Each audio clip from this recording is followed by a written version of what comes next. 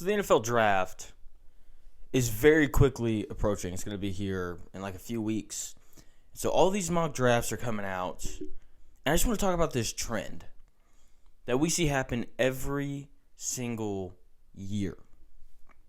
Every year, the mock draft process starts. It's like the middle of college football season, right? We start talking about all the eligible juniors and all the seniors who are going to be drafted, especially at the quarterback position, right? Because those guys tend to go really early. And every year we start with like one guy, like this is the guy. Okay, so this year it was Bryce Young. Bryce Young has been the guy since last year.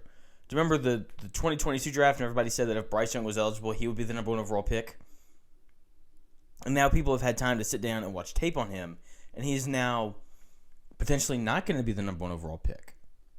He's probably going to go number 2 now to Houston because there's a lot of speculation that the Panthers traded up in the draft specifically to draft C.J. Stroud. And those have kind of been the two guys from the jump. We go back to, which draft was it? I guess with Trey Lance, right? That draft was originally all about Justin Fields and Trevor Lawrence. And then Trey Lance just quickly rises up through the ranks because of the potential that he possesses. And he is actually getting drafted before Justin Fields, which is wild. But this is a really common thing, and we're seeing it again this year. My only issue is that this year it doesn't make sense. It doesn't. It doesn't make sense for Will Levis to be drafted within the first 15 picks. It doesn't make sense for Anthony Richardson to get drafted within the first 2 rounds. But they're going to. Those guys are going to be drafted. But it is very possible that, and what experts have even said, is one of the weakest quarterback draft classes we've had. It's very possible that the Panthers take a quarterback, and then Houston will turn around and take a quarterback. And then there's potential for Arizona to trade out of the 3 spot so that someone else can trade up and get a quarterback. And then for the Colts to take a quarterback at 4. Does that make any sense? Doesn't make any to me. Just genuinely speaking. And this is really why I want to talk about this. I want to talk about next year's draft. It's like, well, Jonathan, slow down. We need to talk about this year's draft first. But this year's draft is just the perfect example for it. So when we go back to last year, right? Bryce Young. Everybody's saying it. He would be the number 1 overall pick. How could you not take Bryce Young? How could you not? He's got everything you want. This is what was said last year. And now, we fast forward 365 days, and he's going to go second, and there's, questions, and people actually, want to watch his pro day at Alabama, and, obviously it's the size, right? That's what everybody's talking about. He's 5'10 and a half. He's 185 pounds. He's blah, blah, blah. And I think he weighed in at 203 at the NFL Combine. We'll see what he weighs in at during his pro day with Alabama.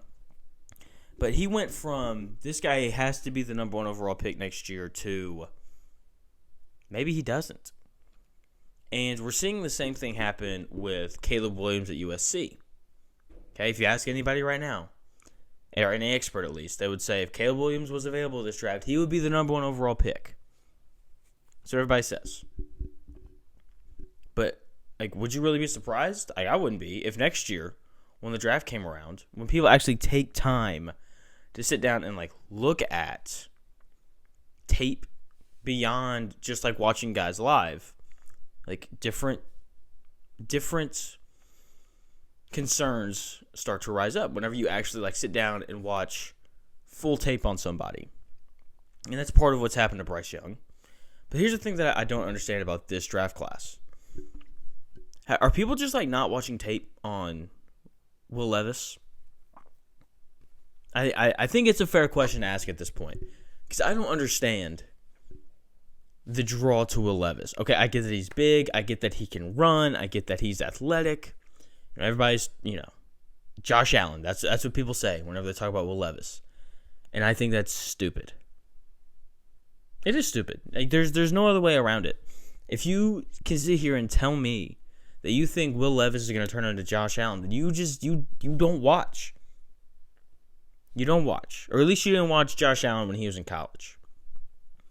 Okay, because with Will Levis, I understand the comp, right? They're both big. They can both move. They both have.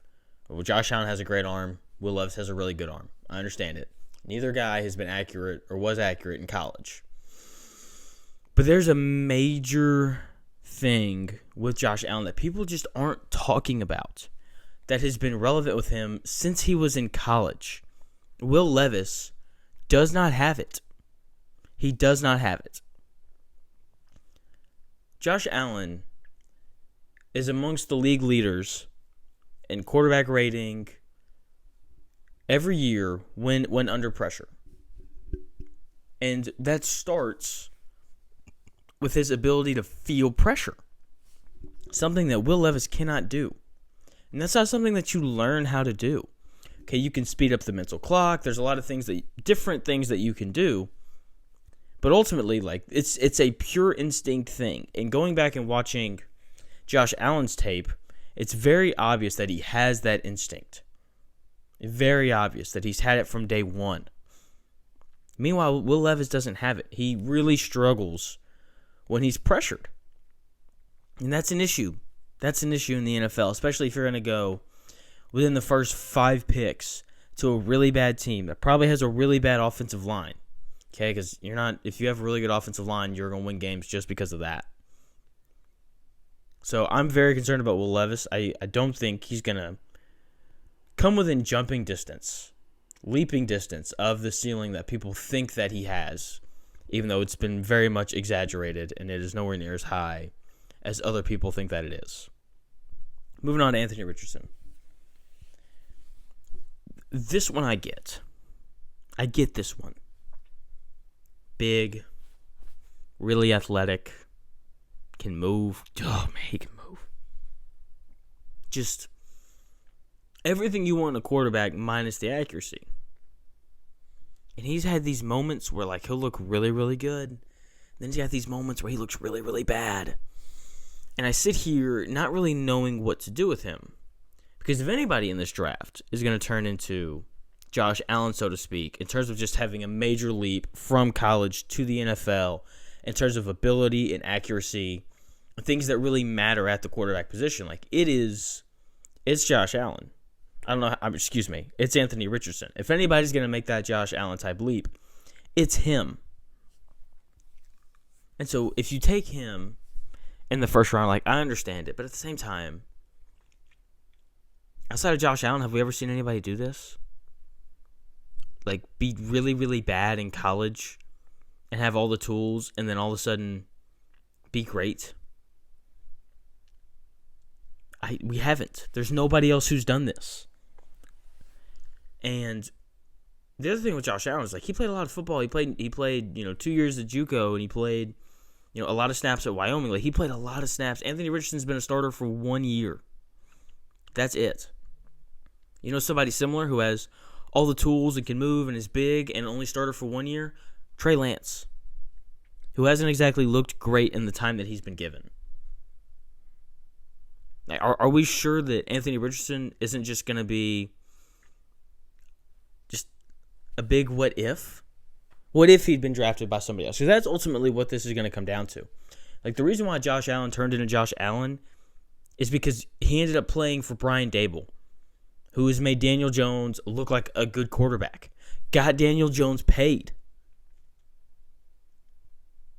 How much of it is that versus Josh Allen was going to end up like this either way? I think it's a fair question. Let me know. Would you take the risk on Will Levis or Anthony Richardson? I don't think that I would. There's too many good edge rushers in this draft. There's multiple good offensive tackles in this draft.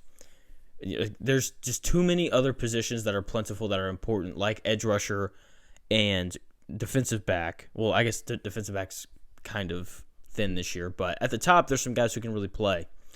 Specifically, the guy out of Illinois. I think I would rather have him than Anthony Richardson or Will Levis. Like I said, comment below. Let me know what you think. Like, subscribe, share with your friends. Let me know what you think. I'll talk to y'all again later when I have another take for y'all.